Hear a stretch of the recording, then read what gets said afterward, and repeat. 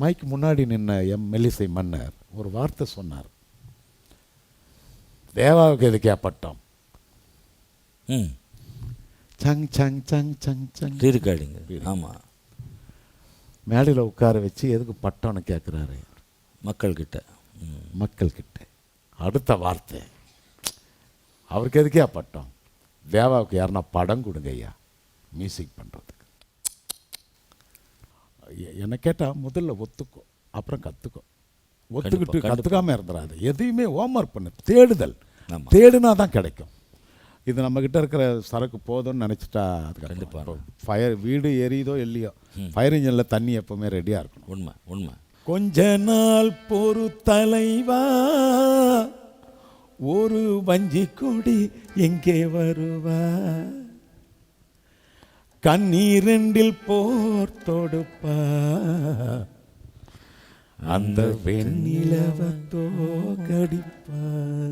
அண்ணே 14 வருஷம் கஷ்டத்துக்கு பிறகு கிடைச்ச ரெண்டாவது வெற்றின்னா பட்டி தொட்டி தேவா அவர்களை தெரிய வச்ச படம் அதுதான்.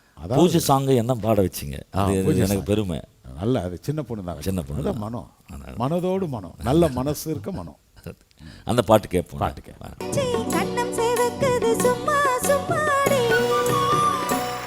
அதாவது இந்த பாட்டு அன்னைக்கு நாங்கள் தியேட்டரை வந்து சித்ரா அவர்கள் வந்து உட்கார்ந்த 2 நிமிஷத்தில் நான் வந்துட்டேன். அப்போ தான் 3rd பிஜிஎம் பார்க்குறீங்க, உள்ள ரெடி பண்ணிட்டு சார் எல்லாம் வந்து. அதுக்கப்புறம் நீங்கள் வந்தீங்க, உங்கள் கண்ணில் ஒரு தெரியாத ஒரு பிரைட்னஸ், அது பார்க்கும்போது ஒரு பயங்கர சந்தோஷம் எனக்கு. ஏன்னா நானும் சபேஷ் அண்ணன், முரளி அண்ணன் பயங்கர க்ளோஸ் ஃப்ரெண்ட்ஸ்.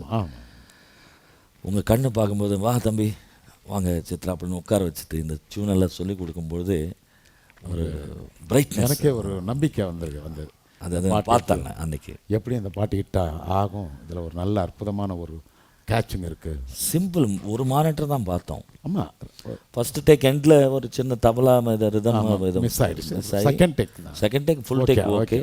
உடனே ப்ரெஸ் எல்லாம் கூப்பிட்டு ஃபோட்டோஸ் எல்லாம் அற்புதம். ஆனால் ஃப்ளைட் டேக் ஆஃப் ஆரம்பிச்சது அப்போ தான் கரெக்ட். அப்புறம் நான் உங்ககிட்ட சொல்ல நிறைய வெற்றிகள் பார்ப்போம் மனம் அப்படின்னு சொன்னீங்க. அற்புதமான. அதே மாதிரி இந்த ஒரு மாபெரும் இசை வரலாற்றுக்கு ஆரம்பமாக இருந்தது இந்த பாட்டு, இந்த பூஜை. அது அந்த பாட்டு பாருங்க, எனக்கு ஒரு பெரிய சந்தேகம். நிறைய வாட்டி நான் வந்து உங்களை கேட்கணும்னு ஆசைப்பட்டேன். இது கரெக்டான மேடை, மனதோடு மனோட நல்ல அற்புதமான மேடை. அதாவது ரசிக பெருமக்கள் உலகமெல்லாம் பார்க்குறாங்க, அவங்களுக்கு வந்த டவுட்டு தான் இது வரணும்.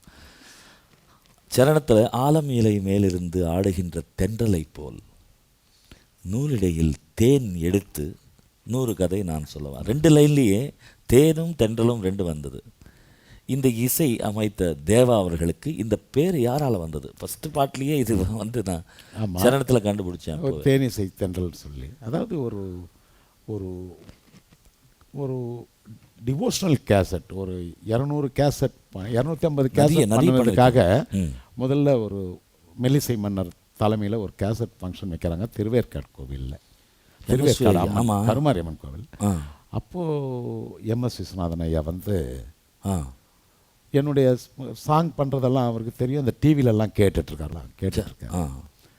அப்போது விஸ்வநாதன் அண்ணன் சொல்லுவார், நல்லா உன்னை டிவிலெல்லாம் பார்க்குறேன், மியூசிக் பண்ணிகிட்ருக்கேன், நல்லா பண்ணிகிட்ருக்கேன் தம்பின்னு சொல்லும்போது அவர் அந்த விழாவுக்கு வந்து அவர் தான் எனக்கு ஒரு பட்டம் கொடுக்குற மாதிரி அன்னைக்கு அவர் கையால் வாங்கணும்னு எனக்கு ஒரு பெரிய ஆசை, மாபெரும் பாக்கியம் அது. அப்போ வந்து மைக்கு முன்னாடி நின்ன மெல்லிசை மன்னர் ஒரு வார்த்தை சொன்னார். தேவாவுக்கு எதுக்கே பட்டம்? சங் சங் சங் சங் சங் இருக்காடிங்க. ஆமாம், மேடையில் உட்கார வச்சு எதுக்கு பட்டம்னு கேட்குறாரு மக்கள்கிட்ட. அடுத்த வார்த்தை, அவருக்கு எதுக்கே பட்டம்? தேவாவுக்கு யாருன்னா படம் கொடுங்க ஐயா மியூசிக் பண்ணுறதுக்கு. இந்த வார்த்தை அவர் அடி வயிற்றுலேருந்து சொன்ன வார்த்தை.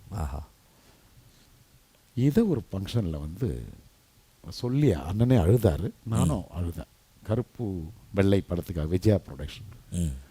அந்த நேரம் திருவேற்காடு கோவிலில் வந்து அப்போ கொடுத்த பட்டம் தான் அந்த தேனிசை தென்றல். என்னுடைய மானசீக குருநாதர் அவர் கையால் வாங்கின, அவர் வாயில் சொன்ன சொற்களால் வந்த வார்த்தை தான் அது. இது வந்து இது அப்புறம் தான் வருது, பாட்டு அப்புறம் தான் வருது. ஆ. இது இல்லை, இதுக்கு முன்னாடி அதுக்கப்புறம் அவர் சொன்ன உடனே படம் வந்தது.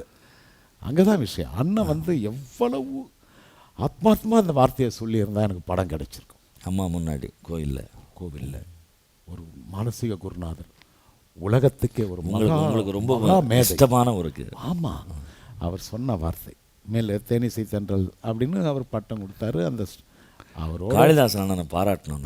சரணத்தில் கவிஞர் நல்லா எழுதியிருப்பார். அந்த அந்த படம் இருக்க விஸ்வநாதன் அண்ணன் கூட அந்த படம், அது என் வாழ்நாளையே என் லைஃப் ஹிஸ்ட்ரியிலே மறக்க முடியாத படம். அவர் அந்த பட்டம் அவர் தான் கொடுத்தாரு.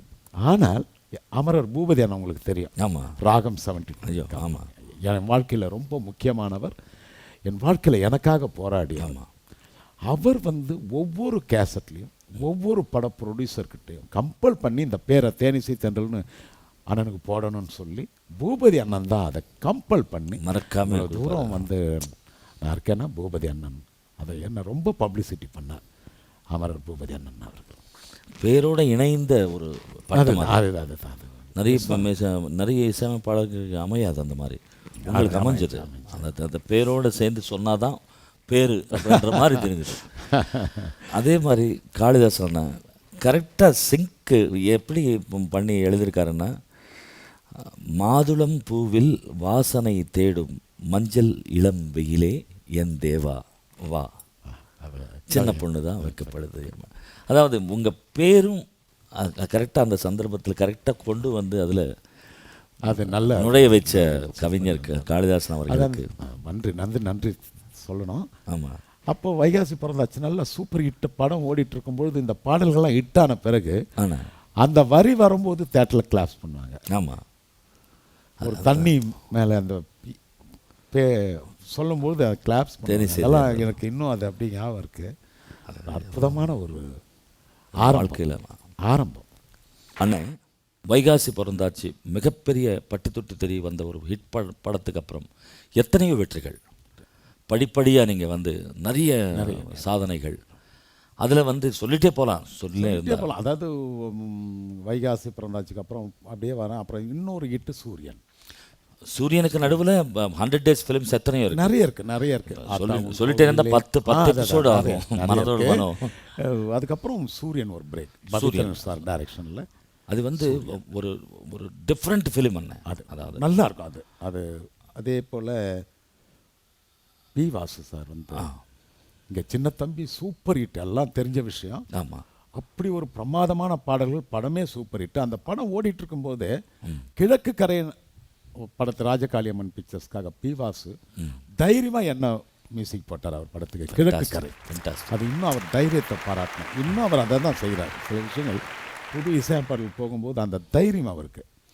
ஆமாம், அதே பி வாசு சார் கிழக்கு கரை. அதுக்கப்புறம் அப்படியே வரும்போது வந்து அப்புறம் இங்கே வரோம் ஆசை எவ்வளோ பெரிய Mani Ratnam sir producer, Vasanth sir வந்து டைரக்ஷன். அது ரொம்ப எனக்கு ஒரு வித்தியாசமான ஒரு படம். அதாவது எனக்கு என்ன ஒரு மணிரத்னம் சார் ரஹ்மான் அவர்களை மியூசிக் போட்டு இருக்கும்போது திடீர்னு அவர் சொந்த படத்துக்கு என்னை ஃபிக்ஸ் பண்ணும்போது எனக்கு கொஞ்சம் வேறு கலர் இப்போ நம்ம மாற்றி ஆகணும். கண்டிப்பாக இப்போ அதுக்காக ஹோம்ஒர்க் பண்ணி ஆகணும். அதுக்காக சில பல்லவிகளை சும்மா வெறும் தத்தகாரம் பாடாமல் ஒரு வார்த்தைகளாக போட்டு ரெடி பண்ணி வைக்கணும். அதுக்காக ஹோம்ஒர்க் பண்ணணும். எப்போவுமே ஒரு விஷயம் வந்து என்னை கேட்டால் முதல்ல ஒத்துக்கோ, அப்புறம் கற்றுக்கோ. ஒத்துக்கிட்டு கற்றுக்காமல் இருந்துடாது. எதையுமே ஹோம்ஒர்க் பண்ணு, தேடுனா தான் கிடைக்கும். இது நம்மக்கிட்ட இருக்கிற சரக்கு போதும்னு நினச்சிட்டா அது கண்டிப்பாக ஃபயர் வீடு எரியுதோ இல்லையோ ஃபயர் இன்ஜினில் தண்ணி எப்போவுமே ரெடியாக இருக்கணும். உண்மை பார்த்தா அது எப்போது நம்மக்கிட்ட நம்ம சில விஷயங்கள் கற்றுக்கிட்டே வந்தால் அது எங்கேயாவது ஒரு நாள் யூஸ் ஆகும். கண்டிப்பாக அதுக்கு ஒரு லைஃப் கிடைக்கும். அதுபோல் ஆசை படத்தில் நல்ல சிச்சுவேஷன், நல்ல புல்வெளி தண்ணில் பாட்டு.